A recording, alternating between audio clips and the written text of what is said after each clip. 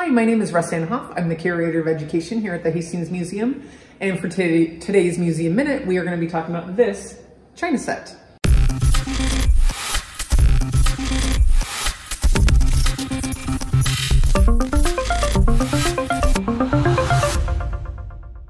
Before we talk about the China set, I do need to give you a little bit of background.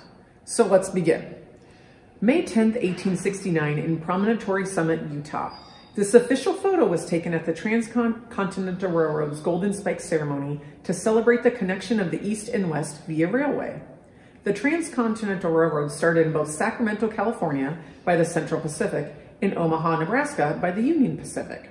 They met in the middle in Utah. There was a ceremonial gold-plated spike, hence the name Golden Spike Ceremony, that connected the Eastern and Western railroad ties.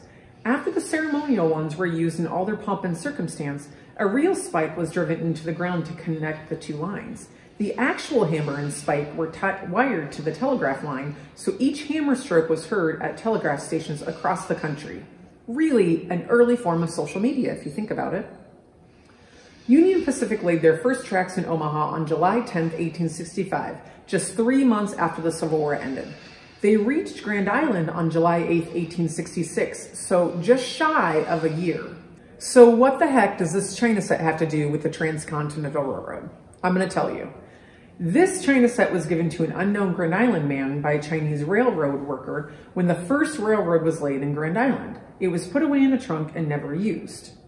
During the Golden Spike ceremony, John A. Volpe, Secretary of Federal Transportation, gave an impassioned speech asking, "Who else but Americans could drill 10 tunnels in mountains 30 feet deep in snow? Who else but Americans could chisel through miles of solid granite?